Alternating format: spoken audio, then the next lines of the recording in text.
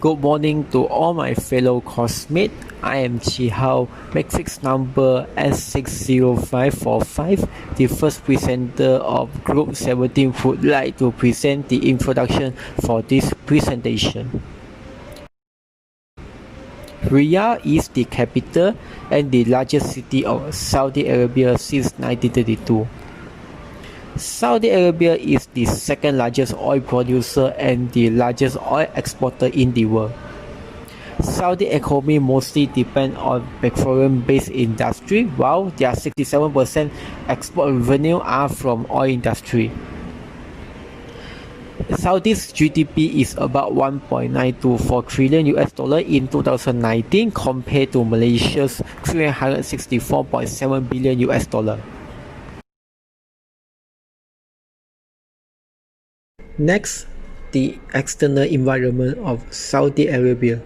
There are two types of external environment, which are the micro and the macro environment. Micro environment are factors or elements in a firm environment which affects its performance and decision making. Examples of micro environment are suppliers, the competitors, and the customers. Second type of external environment, which is macro environment, is a condition that exists in an economy as whole rather than in a particular sector or region. First, inflation. Inflation is a condition that amount of money supply is too much in market but lack of resources of goods and services in the market.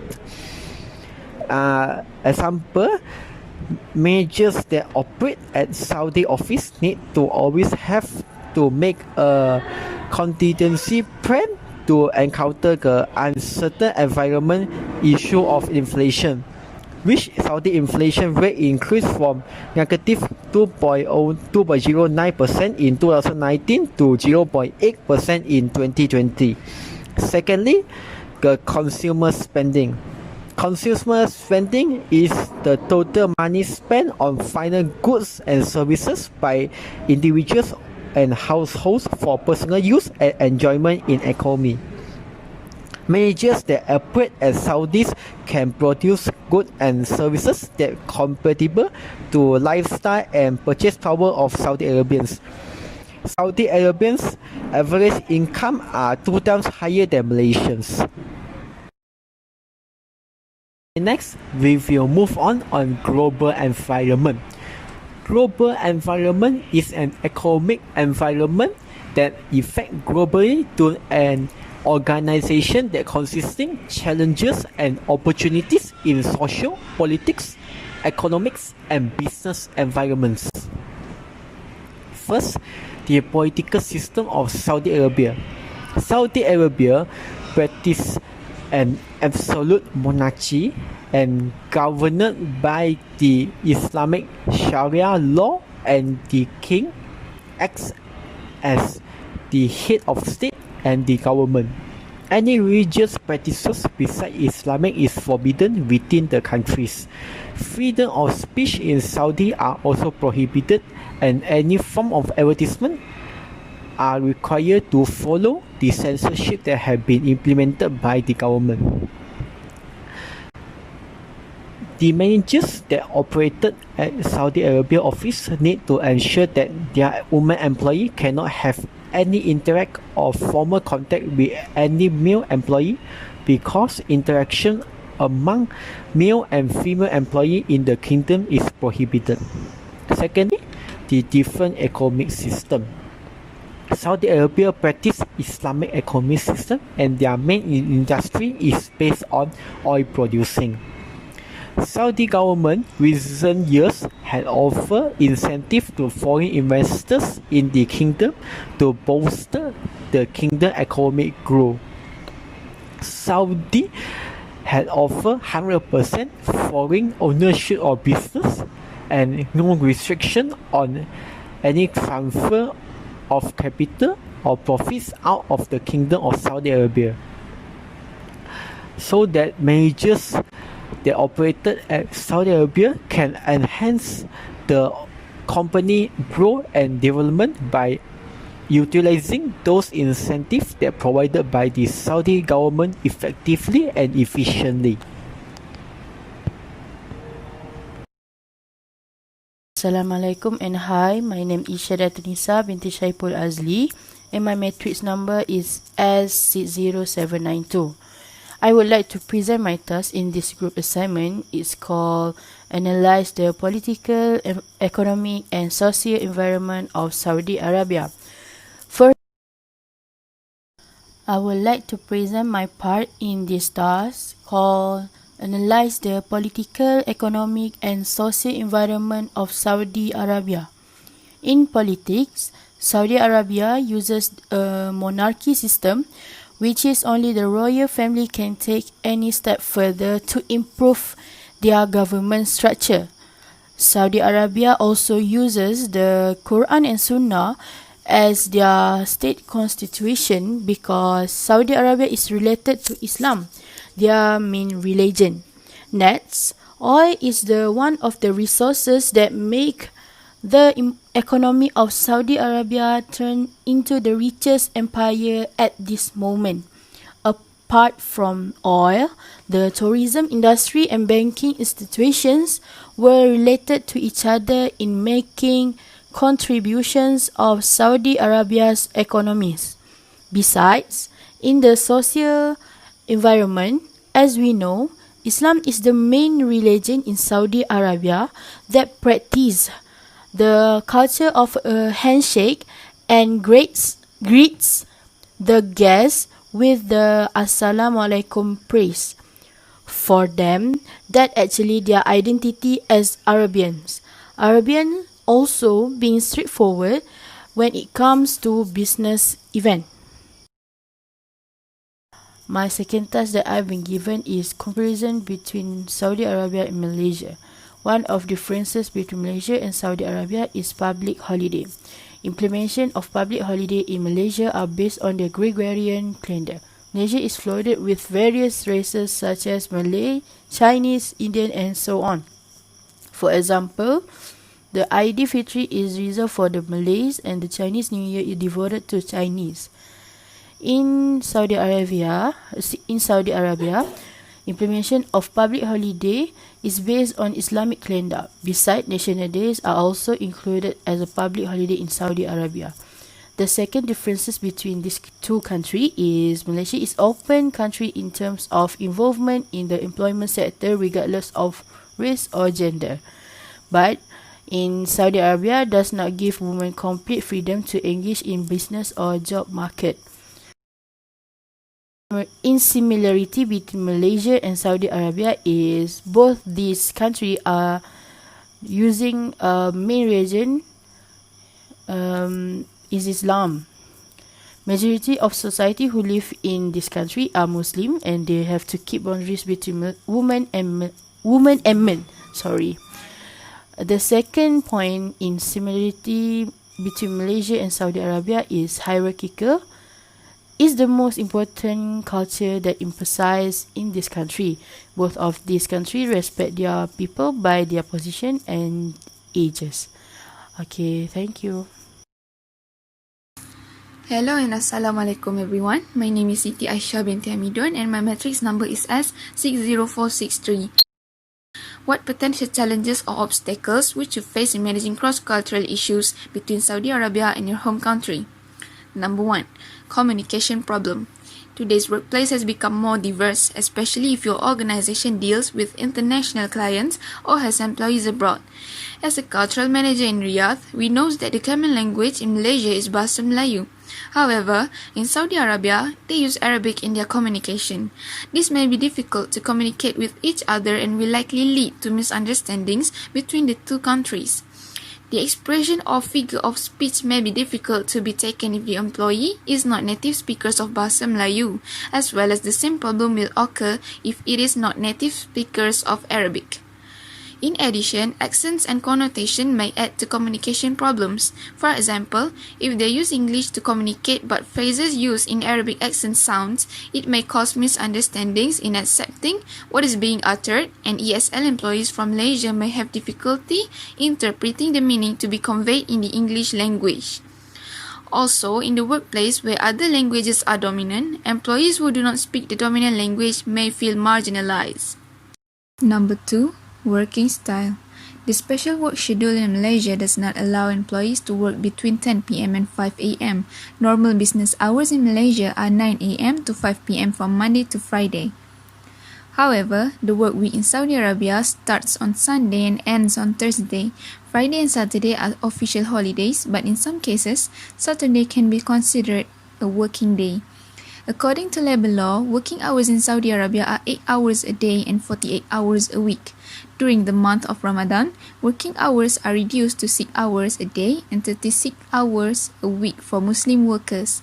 For jobs involving temporary work, working hours should not exceed 10 hours per day. In addition, the local time between Malaysia and Saudi Arabia is also different. The clock difference in Saudi Arabia is 5 hours lower than Malaysia. Therefore, this will require the suitability of workers from Malaysia to the working hours, and also they need to adapt to different rest times from Malaysia. Number 3. Gender and culture conflict. Culture in Saudi Arabia plays a major role in gender conflict in the workplace. In some cultures, women do not interact openly with men and may feel violated or uncomfortable when men interact with them. Workers in Malaysia, on the other hand, are more into mixing between men and women because it will facilitate their work ethic. In addition, the culture in Saudi Arabia looks more rude compared to the culture in Malaysia. For example, the way they communicate, deliver goods, and even drive is very different. Examples like this are also practiced by individuals in Saudi Arabia while working. For Malaysian workers who are full of good manners, this will cause small disputes or will cause some Malaysian workers to feel easily offended. Number 4. Weather differences. The weather in Saudi Arabia is very extreme, even more extreme than Malaysia, which has a tropical climate or a country with 4 seasons. When the dry season arrives, the temperature there can rise very extreme and the sun will be very hot. This will cause difficulties for employees from Malaysia to adapt to the environment in Saudi Arabia. Higher challenge if they have to go through relatively extreme weather, which is very different from Malaysia, which can cause a lack of commitment while working. For example, the effect of different weather, workers who cannot adapt to the environment will be more likely to get sick. This will lead to less work commitment. In addition, the individual's expenses will also be high to cover the cost of treatment. The conclusion: all countries have their own culture.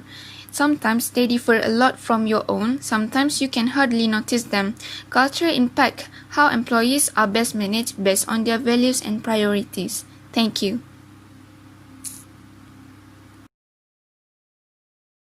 Hi, my name is Nurul Amira binti Siswanto and my metric number is S60531.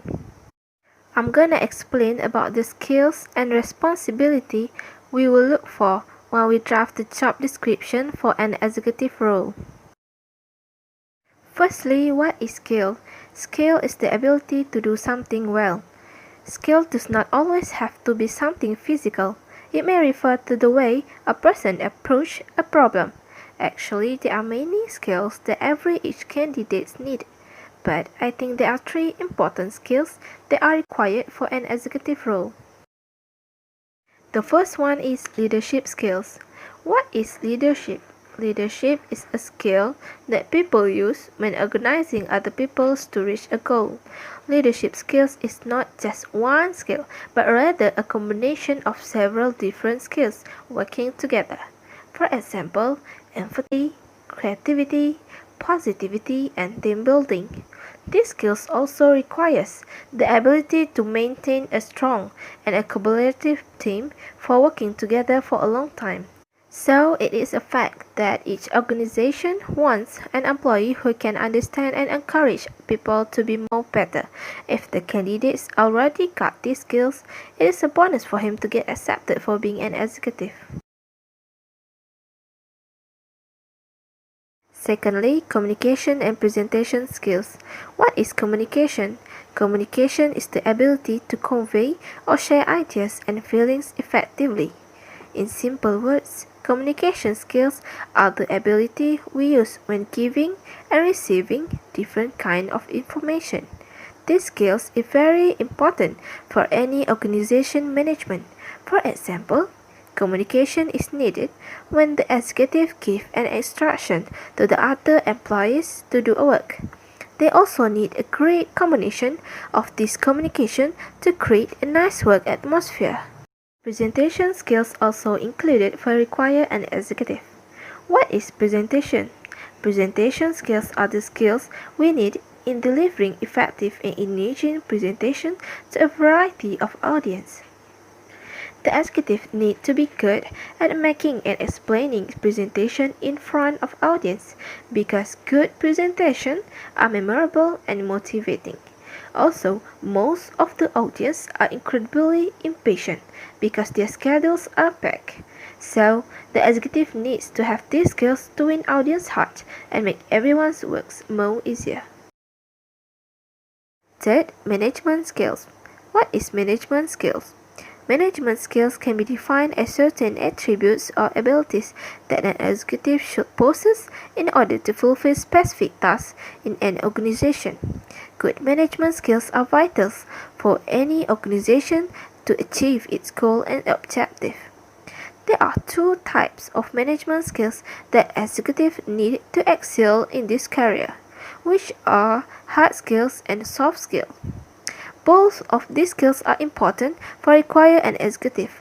Hard skills are technical and teachable abilities, while soft skills are applicable in any role or industry and are often even more important for management than technical proficiencies. Soft skills used by them to solve any problem in organization about interacting with others and other problems too. Then let's talk about responsibilities. What is responsibility? Responsibility is the obligation for an individual to perform the duty or task assigned. There are many responsibilities for being an executive. Firstly, an executive guides employees to their development. Their quality of work needs to get better day by day. Second, they ensure that department is meeting its goal and manage the company departments professionally. They have to think more great strategy for improving each department quality. Third, they do research and recommend prospects for new business opportunity. New ideas are always been welcome for improving organization quality. This is to make sure they have a point to get through with their competitors. Fourth, an executive responsible to make sales strategy planning. Sales strategy planning is very important part for increasing organization sales. As we know, sales is a key for a successful business organization. Last one, they also need to build a relationship with potential clients and maintain the relationship with the old client. Hi, my name is Daniel Izaril bin Nazrul Azichan. My metric number is S60461. Today, I will talk about the requirement that manager must look to hire the executive. The first requirement that must manager see before hire their executive are the executive must have a huge experience. Experience is the skill or knowledge that you can get by doing something in a certain period of time. The company that has been crossover between two countries, which is Malaysia and Saudi Arab, can be called an international level of company. So their executive must have a big experience to join the company, at least 5 years and above. So the executive that has a great experience can handle a company problem very well than the executive that lack of experience. The employees of the company also have a more self-confidence to their executive that has been more experienced than the new executive that only have a less experience. So it can be a positive vibe to the company. The second requirement that manager must focus before hire the executive are the executive education level. Education is the learning process about anything such as knowledge, skills, value, and many more. In this era, education are one of the most important things that all companies see before they want to hire their employees. So, the company that has been at international level must have an executive that have a high level of education, at least bachelor of degree. If the executive that has a great level of education can influence the employees more effective.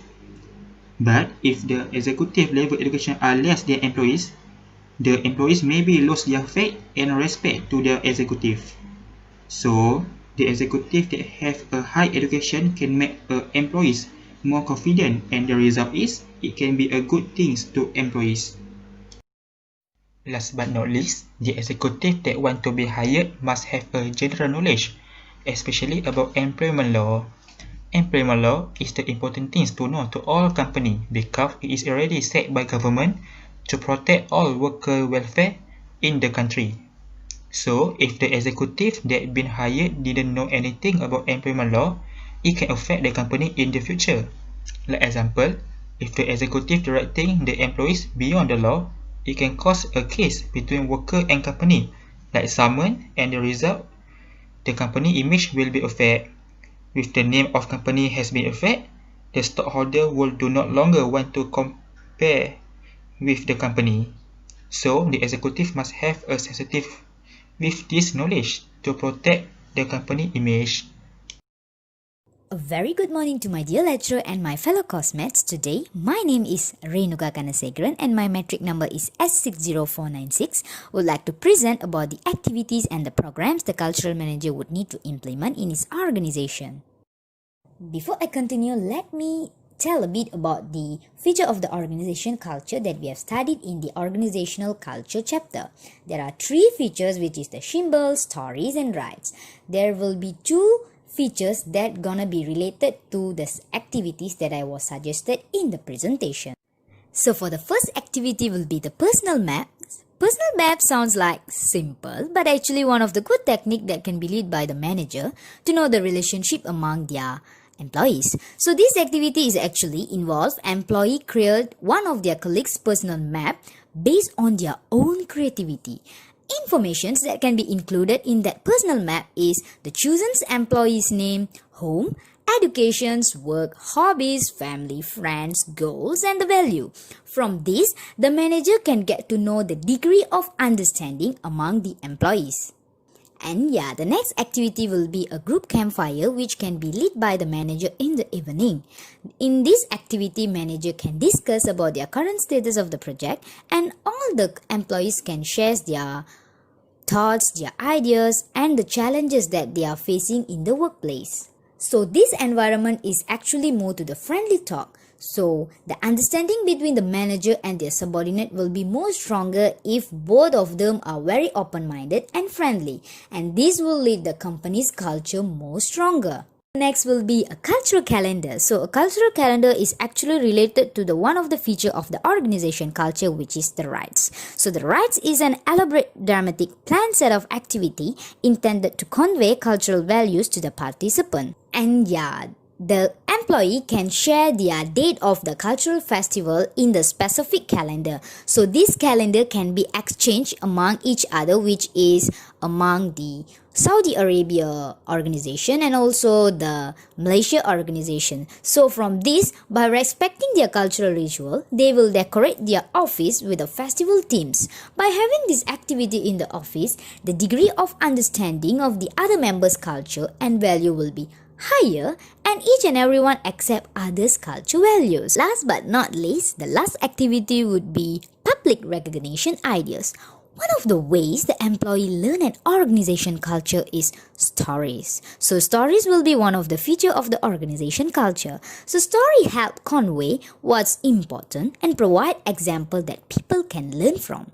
So there are few number of ways to implement public recognition ideas by the manager. There are organize surprise appreciation celebration, shout out on social media about the achievement of the employee, newsletter, and run a press release. From this, an employee get a recognition where the recognition is the key to employee satisfaction. As an employer, we have to keep letting know our employee that their hard work is recognized and appreciated.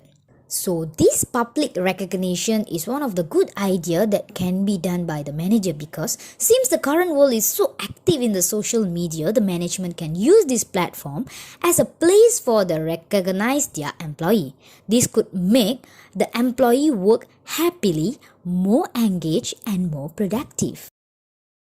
Actually, if the manager conduct this four activity in his organizations, this can give a very good impact for him, because from these activities he can get to know more about his employee and the degree of understanding among the employee and also the top managements. So as a conclusions, if an employee are respecting each others, respecting their cultures, respecting their ideas and suggestions, and the top management are very friendly with the employees, this would lead an employee are more loyal to the organizations, and this affect the way manager plan, organize, lead and control. Those things will definitely create an organization with a strong culture. And yeah, that's all from me. Thank you. Assalamualaikum and very good morning to Doctor and my fellow friends. My name is Nur Najwa binti Jamaluddin, metric number S60505. Today, on this morning, I would like to present about how the organization benefit from an effective cross-country organization with a strong corporate culture.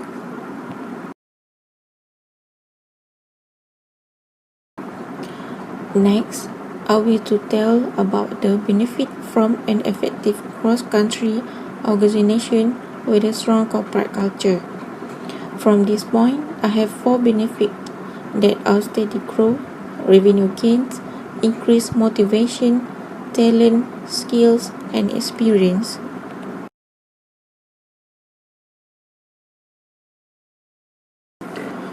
Furthermore, steady growth means the healthy company culture is one of the driving force behind engagement. Therefore, in particular, employees who are engaged and feel confident in their employer products and service tend to work harder and perform better. Thus, the organization can see that the employee has a good work ethic and elevate performance inevitably brings such good outcomes to the company. After that, the organization needs to approve the employees to be successful. It is in the perfect position for long-term to sustainable growth. Next, the revenue gained in the corporate culture means the annual revenue the account receives resulting from the implementation of the improved revenue opportunity. The organization needs to do something to make employee work harmony, and when employees are content with their jobs. After that, in another way, doing business with companies that display their traits is typically pleasant and easy. The employees need to improve their performance to revenue gains. Company and the organization encourage diversity in the workplace and inspire all of their employees to perform to their highest ability. Next, the increased motivation likewise when it comes to motivating employees. It is not enough for them to enjoy their work, find their purpose or fulfill their own professional goals. Other than that, this organization need to reward employees for not only doing their job but doing it well and with enthusiasm.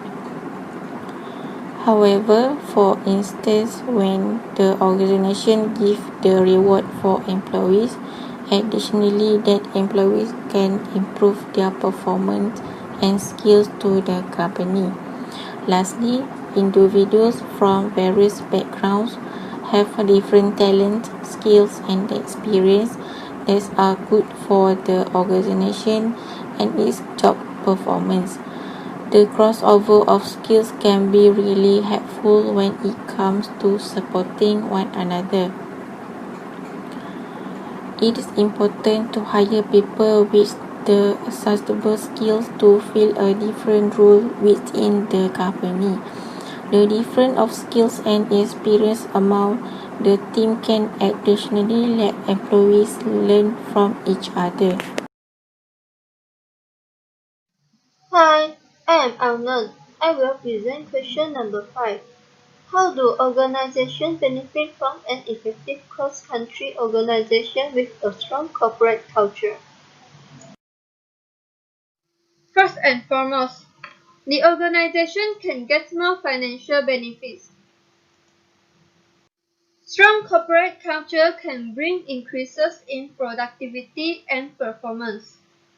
The organization will need to have continuous improvement on the working performance to have consistency on the financial benefits.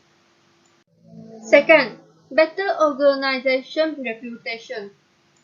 When employees have a wider range of skills and knowledge, organizations will enjoy more diverse of productivities and services to their respective markets. The diversity of skills can assist organizations produce different products. When potential employees or consumers see organization represents a diverse workplace, which make them feel like they can relate to the organization more. It can promote a positive reputation, increases marketplace awareness, and generates a more diverse client base. Next, marketing opportunities increase. Last but not least, grows the talent pool. When organizations accept diversity, it will be considered as a progressive organization and attract a wider range of employees to the organization vacancies. When the range of employees for each vacancy increase, the chances of finding a high-quality employee will also increase. Thank you.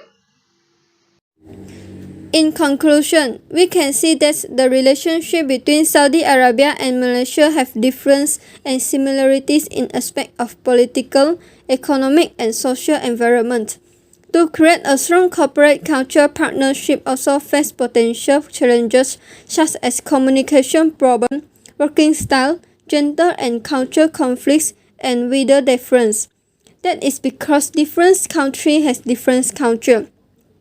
Job draft by using skills, responsibilities, and requirements are important to our company's prospects. Cultural managers also need to implement the program activities such as personal map, a group campfire, culture calendar, and public recognition idea to establish successful cross-country partnership. Last but not least, an effective cross-country organization relationship will bring benefits to the company. That's all for our team. Thank you for watching and listening.